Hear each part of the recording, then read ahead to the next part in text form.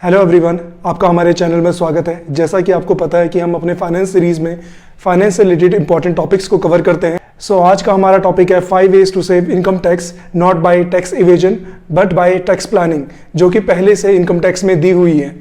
आज का हमारा वीडियो ओल्ड टैक्स स्कीम के बेसिस पर ही है। इसमें जो है न्यू टैक्स स्कीम को कवर नहीं किया गया है।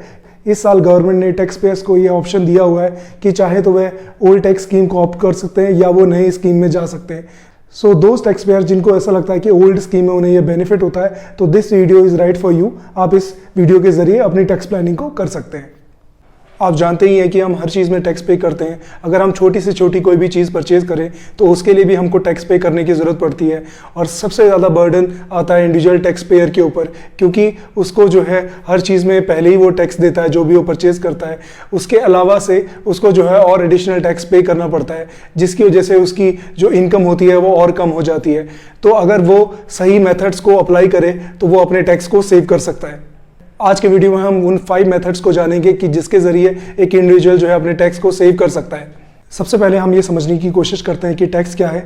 जो भी इनकम आप कमाते हैं तो उसमें इनकम टैक्स के स्लैब रेट के हिसाब से हमें गवर्नमेंट को टैक्स पे करना पड़ता है। जैसे कि आप टेबल में देख पा रहे हैं, अगर किसी की इनकम 0 से लेकर 2.5 लाख रुपए के बीच में होती है तो उसे कुछ भी पे करने की ज़रूरत नहीं है। अगर उसकी 2.5 लाख से 5 लाख की इनकम है तो उस केस में उसको 5% का टैक्स पे करना पड़ता है। अगर उसकी इनकम 5 लाख से 10 लाख के बीच में होती है तो उसे 20% के टैक्स रेट के हिसाब से टैक्स पे करना पड़ता है। अगर उसकी इनकम 10 लाख से ज़्यादा हो जाती है तो उसे 30% टैक्स रेट के हिसाब से टैक्स पे करना पड़ता है, जो कि एक काफ़ी अच्छा ह्यूज अमाउंट है। तो जैसे जैसे आपकी इनकम बढ़ती है तो वैसे वैसे आपका tax planning is more important, तभी आप अपना जो है पैसे को बचा पाएंगे। ये ऑप्शंस ऑलरेडी इनकम टैक्स में दिए हुए हैं, जिसके जरिए टैक्स प्लानिंग करके अपने टैक्स को एक इंडिविजुअल आसानी से बचा सकता है। यहाँ पर जो भी हम लोगों ने टैक्स रेट का स्लैब बताया, ये एक नॉर्मल इंडिविजुअल के लिए है। इसमें जो है सीनियर सिटीजन्स को कवर नहीं किया हुआ है। अगर मैं नॉर्मल इंडिविजुअल की बात करता हूं तो मैं यहाँ पर कंसिडर करता हूं जिसकी उम्र 60 साल से नीचे है। अगर किसी की उम्र 60 या उससे ज़्यादा है तो उसे सीनियर सिटीजन की कैटेगरी में गिना जाएगा। जो हमारा सबसे पहला टैक्स सेविंग डिडक्शन है, दैट इज सेक्शन 80C, जिसकी लिमिट 1,50,000 रुपए की है। सेक्शन 80C में बहुत सारे इन्वेस्टमेंट को कवर किया गया है। आप उनके लॉक इन पीरियड, आप उनके एवरेज रिटर्न्स और मैच्योरिटी के टाइम पे वेदर इट इज़ टैक्सेबल और नॉट, उसके बेसिस पर आप अपना सिलेक्शन कर सकते हैं। अगर आप किसी एफडी में इन्वेस्ट करते हैं तो आपको जो मिनिमम लॉक इन पीरियड रखना होगा वो होगा 5 ईयर्स का, जिसमें आपको एवरेज रिटर्न 6 to 7% के बीच में आएगा। लेकिन जब आप उसको विड्रॉ करने जाएंगे मैच्योरिटी के टाइम पे तो वो एक टैक्सेबल इनकम होगी, जिसके ऊपर आपको टैक्स पे करना पड़ेगा। उसके अलावा बहुत सारे ELSS equity linked savings plans भी हैं, जिसमें आप अगर उनके टैक्स सेविंग म्यूचुअल फंड्स को परचेज करते हैं तो उसके ज़रिए भी आप 80C में अपने आप को कवर कर सकते हैं। यहाँ पर हमें ध्यान देना होगा, अगर हम टैक्स सेविंग म्यूचुअल फंड्स को परचेज करते हैं तो उस केस में हमारा लॉक इन पीरियड 3 ईयर्स का होगा और इसका एवरेज रिटर्न 13% to 15% के बीच में होगा। लेकिन जब आप इसे मैच्योरिटी में विड्रॉ करेंगे तो इट इज़ टोटली टैक्सेबल। इसी तरीके से आप PPF यानी कि पब्लिक प्रोविडेंट फंड में भी इन्वेस्ट कर सकते हैं। जब आप पब्लिक प्रोविडेंट फंड में इन्वेस्ट करते हैं तो लॉक इन पीरियड 15 ईयर्स का होता है, जिसका एवरेज रिटर्न 6 to 8% के बीच में आपको रिटर्न मिलता है। But at the time of maturity it is totally tax free. लेकिन इसके बहुत लंबे लॉक इन पीरियड होने की वजह से आप आफ्टर 5 ईयर्स ओनली सिर्फ उसमें से थोड़ा सा पैसा आप PPF से विड्रॉ कर सकते हैं। तो it is totally your choice कि आप कौन सा इन्वेस्टमेंट्स को प्रेफर करते हैं। इसके अलावा होम लोन, अगर इसके अलावा किसी ने होम लोन लिया है तो वह भी 80C के अंडर कवर होता है, जिसकी मैक्सिमम लिमिट 1,50,000 है। सो 1.5 लाख रुपए तक का जो प्रिंसिपल आपने पेमेंट किया तो उसको आप जो है सेक्शन 80C के अंदर क्लेम कर सकते हैं। और उसके अलावा सेक्शन 24 के अंडर 2 लाख रुपए तक का इंटरेस्ट पेमेंट जो आपने पे किया है उतने तक आप डिडक्शन ले सकते हैं। तो होम लोन के केस में आपको सेक्शन 80C और सेक्शन 24 दोनों का ही बेनिफिट मिलता है। जब भी हम सेक्शन 80C की बात करते हैं तो इसकी मैक्सिमम लिमिट 1,50,000 है। अगर कोई इंडिविजुअल किसी कंपनी में काम करता है और वहाँ पर उसका PF भी डिडक्ट होता है तो वह PF भी वो सेक्शन 80C के अंदर जो है क्लेम करता है। फॉर एग्जांपल, अगर एक बंदे की सैलरी 10 लाख रुपए है और उसका PF डिडक्शन रेट 12% है, जो कि आया 1,20,000 रुपए।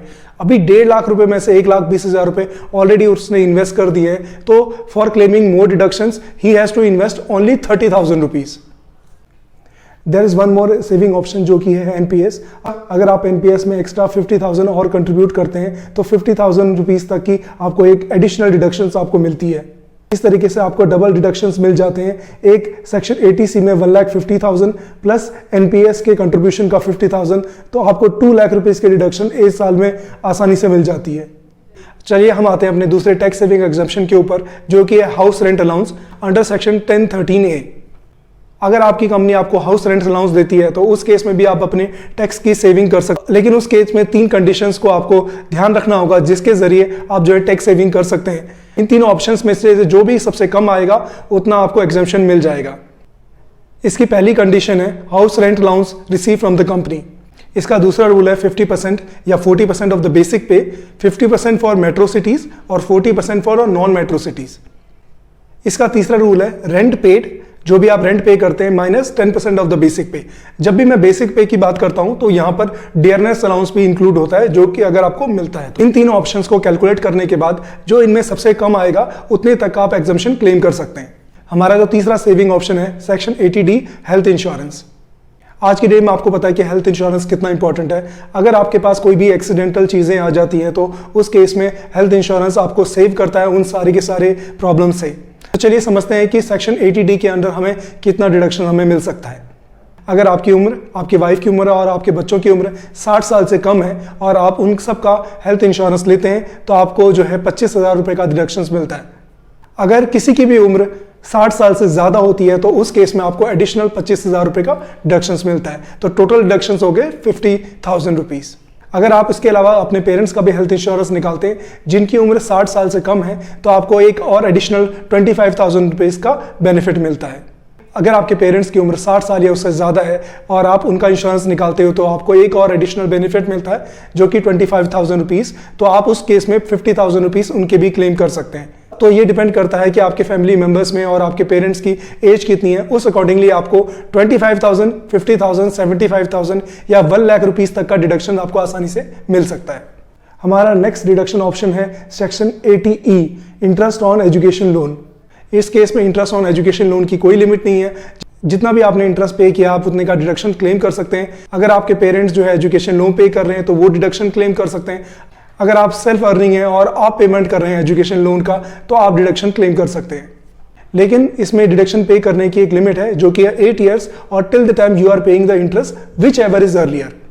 हमारा नेक्स्ट सेविंग ऑप्शन है सेक्शन 80TTA जो कि है इंटरेस्ट ऑन सेविंग अकाउंट्स। जैसे कि आप अपना पैसा सेविंग अकाउंट में रखते हैं तो वहां से अगर आपको इंटरेस्ट आता है तो वो इंटरेस्ट आपको इंटरेस्ट फ्रॉम अदर सोर्सेस में कैलकुलेट होता है, लेकिन आप उस इंटरेस्ट को भी एज ए डिडक्शन क्लेम कर सकते हैं, लेकिन उसकी कुछ लिमिट है। आपको सेक्शन 80TTA के अंदर 10,000 रुपये तक का डिडक्शन मिल सकता है, लेकिन सीनियर सिटीजन्स को बेनिफिट दिलाने के लिए गवर्नमेंट ने एक नया सेक्शन भी इंट्रोड्यूस किया है जो कि है सेक्शन 80TTB। जैसे कि सीनियर सिटीजन अपना पैसा सेविंग अकाउंट में ही रखते हैं और वहीं से जो इंटरेस्ट उनको सेविंग अकाउंट पे आता है वही उनका मेन सोर्स ऑफ इनकम होता है। तो इसके लिए उनको बेनिफिट दिलाने के लिए जो डिडक्शन की लिमिट दी हुई है वो है 50,000 रुपीज़। सीनियर सिटीजन 50,000 रुपीज़ तक का डिडक्शन क्लेम कर सकते हैं। जब भी हम सेक्शन 80TTA या TTB की डिडक्शंस की बात करते हैं तो इसमें आपके सारे के सारे बैंक अकाउंट्स का टोटल जो इंटरेस्ट आपने रिसीव किया है उसको इंक्लूड किया गया है। फॉर एग्जांपल, अगर आपके पास 2 सेविंग अकाउंट है और आपने मान लो 30,000 रुपये का सेविंग अकाउंट का इंटरेस्ट आपने रिसीव किया हुआ है, एक बैंक से आपने 20,000 रुपये और दूसरे बैंक से 30,000 रुपये, तो 10,000 रुपये तक आपको डिडक्शन मिल जाएगा, लेकिन 20,000 रुपये तक जो इनकम है वो आपको इनकम फ्रॉम अदर सोर्सेज में टैक्सेबल होगी। इसके अलावा हम आपको एक और एडिशनल टैक्स बेनिफिट का ऑप्शन आपको प्रोवाइड करते हैं जो कि है section 80G।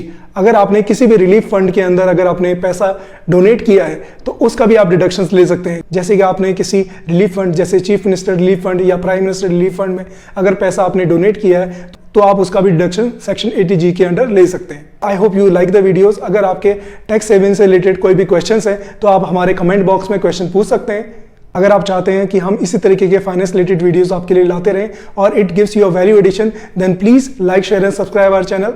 Thank you so much.